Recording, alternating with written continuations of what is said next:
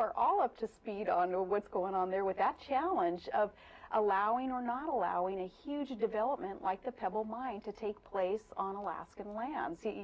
You hit the nail on the head there with what the challenges are. How can we ensure resource development will be allowed to take place in this state, not just with Pebble Mine, but with a gas line and with opening ANWR and with other resource development proposals that are out there? How can we do that but ensure that Alaska will remain this very clean, very safe place to be? One criteria that we use is if it's an outside company or a group of outside people coming in from maybe the lower 48 states or even from another country coming into Alaska and trying to tell Alaskans what's best, it kind of rubs us the wrong way. And we say, hey, let us look at it. Let our overseeing agencies, for instance, in this case with Pebble Mine, DEC, our Department of Natural Resources, our Fish and Game departments, let Alaskans really dig into the data, to the information, to the development plans, and let us judge for ourselves whether it's going to be best for Alaska's future or not. That's going to be one criteria, especially with this project, is not necessarily believing what outside or foreign countries or foreign companies are going to be telling us what's best for Alaska, but let us and our scientists and our elders in our state, especially our native elders who know the lands and they know the histories and they know nature's cycle here in Alaska also, let us judge for ourselves whether that project's going to be viable or not. You know, alcohol is a big problem in Alaska. You cannot ignore it. You walk around, you smell it, you see it. It is. But you have the changing of the equinox. I mean, you're about to get into, by December 21st, where it's the darkest and the longest day in your state. You know, I could not imagine, given my socialization, living in a place where there's 18 hours of darkness and the flip side of that, 18 hours of sunlight. It's as if you've come to another frontier that has yet been discovered. Wow. How do people adjust to that? That is a huge adjustment. I even had families say they plan all their social events, the theater, the orchestra, during the wintertime so they can just stay busy to sort of keep their sanity. Oh man, you have to stay busy up here in the winter. Or I think it is dark, and I've grown up here, but even I recognize that for a lot of people, that just is abnormal to have all those hours of darkness. One thing we do, we sure make up for it in the summertime when it's light pretty much 24 hours a day, and we cram as much outdoor activity as we possibly can in the summer. But the key is, and having grown up here in a very active, very outdoorsy type of family in Alaska, is to stay busy in those winter months. We're out there snow machining and skiing and running even out there in the weather. You've got to get outside. You've got to breathe the fresh air. If you're holed up, you're going to be miserable. If you're holed up in some indoor arena and you're looking outside and it's dark all day long, I think it would be very depressing. And that is why people turn to alcohol, and they turn to these substances that can kind of replace what maybe some in other parts of the world are enjoying at that time of year. So for me, you know, my preaching is people, you got to stay active, you got to get outdoors anyway, and you've got to capitalize on the awesome opportunities that Alaska's wintertime has. What are the social issues that you face in Alaska that are in line with the issues that most Americans face? Very good question. Especially in some of our rural areas here in Alaska and some of our smaller villages where some of our young people feel that they just don't have any hope. They don't kind of see this light at the end of the tunnel that I want Alaskans especially to recognize, where they don't think that they have a good job opportunity waiting for them at the end of their schooling years or anything else. Man was created to work. That's what God put us on this earth for, is to contribute and to produce, and men and women should have that opportunity for a good job, and we're doing all that we can in our state administration through resource development proposals to allow job opportunities for Alaskans. But when somebody feels that there is no hope, that they don't have a good job opportunity, I think that's a root problem that manifests itself with the abuse that we see, especially in some rural areas in Alaska, where they turn to abuse and domestic violence and drugs and suicide. We have too high a rate of suicide up here, and we want to change all that because there is that darkness in more ways than one, where they feel maybe they don't have that job opportunity at the end of the line.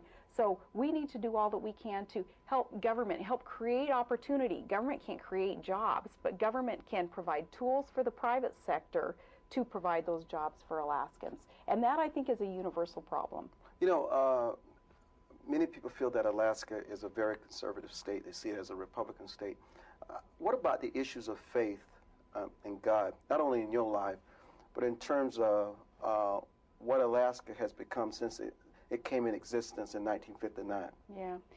Well, faith for me personally is so extremely important. You know, I think that nothing's an accident. I think that everybody has purpose in their life, and you know, I personally want to do all that I can for especially young people to help them find that purpose, to kind of find that destiny that they're created to do and to accomplish, because everybody has divine destiny, and everyone can be productive. I want to do all I can to help there.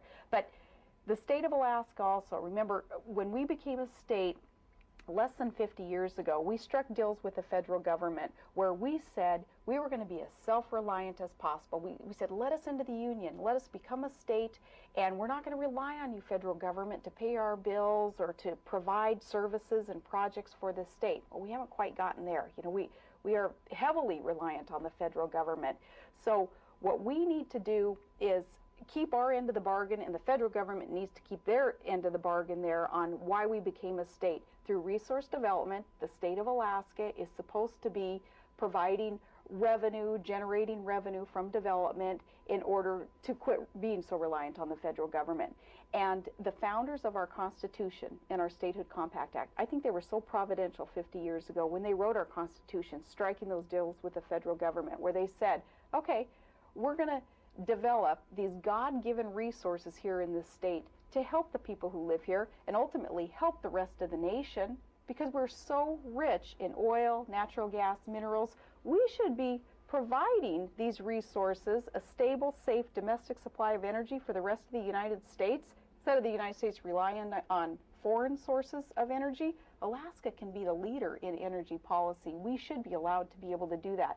I think it was all very providential how we even became a state, and what it is that Alaska is to be doing to be contributors, not takers from the rest of the United States of America, but contributing our resource wealth into the rest of the United States to secure our nation.